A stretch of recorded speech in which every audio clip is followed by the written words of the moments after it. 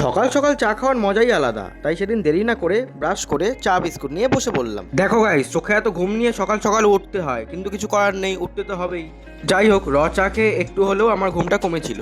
তারপর আমি জামা প্যান্ট পরে রেডি সেডি হয়ে হালকা করে কেত মেরে মুখে ক্রিম দিয়ে চোখে চশমা পরে দোকানের উদ্দেশ্যে বেরিয়ে পড়লাম। গাইস, চশমা পরলে কিন্তু আমাকে ভালোই লাগে, কি বলো তোমরা? একটু কমেন্ট করে জানাও তো কেমন লাগে আমায় চশমা পরলে। যাই হোক, তারপর আমার সাইকেলটা বার করে টুকটুক করে আমি দোকানে যেতে লাগলাম। আর তার মধ্যে সেদিনকে মারাত্মক গরম ছিল, আমি পুরো দোকানে যেতে গিয়ে স্নান করে গেছিলাম। তারপর দোকানে পৌঁছিয়ে আমি দোকানটা খুলে ভালো মতো সাজিয়ে আমি রেডি করলাম। তারপর আমি বাড়ি ফিরে দেখি মা আমার জন্য ব্রেকফাস্ট বেড়ে রেডি করে আছে।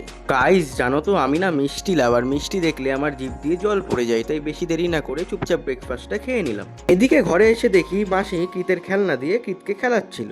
তারপর আমাদের বাড়ি আমাদের এক রিলেটিভ এসেছিল। এরা হচ্ছে আমার এক দিদা আর আরেকজন হচ্ছে আমার এক মাসি। আজ অনেক দিন পর তারা আমাদের বাড়ি আসলো, তাই বৌদির সাথে জমিয়ে গল্প হলো। যাই হোক, তারপর সবাই দুপুরে খেতে বসে পড়লো, কিন্তু আমার সেদিনকে একটু লেট হয়ে গেছিল খেতে বসতে। গাইজ, আজ কিন্তু দুপুরে সেই আয়োজন ছিল। যাই হোক, তারপর আমিও স্নান করে খেতে বসে পড়লাম। প্রথমে ছিল সাদা ভাত, মাছের মাথা দিয়ে ডাল আর আলুর চিপস। তারপর ছিল চিংড়ি মাছের মালাইকারি। অ্যাকচুয়ালি আমার চিংড়ি মাছ খেতে ভালো লাগে, তার সাথে যদি একটা কোনো বড় মাছ থাকে তাহলে ঠিক আছে, কিন্তু শুরু শুরু চিংড়ি না আমার ঠিক পোষায় না, আমার একটু চাক চাক বড় বড় মাছ ভালো লাগে। তারপর ছিল এর সাথে চিকেন। বাবা, আমার পুরো পেটটা ভরে গেল।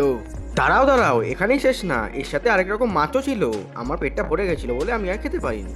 তারপর লাস্টে 120 পার মুখে গুজে আজকের ভোজনটা শেষ করলাম। যাই হোক, তারপর সবার সাথে হাসি ঠাট্টা মজা করতে করতে দুপুরটা কাটিয়ে দিয়েছিলাম। সন্ধেবেলা গেছিলাম দিদন বাড়িতে।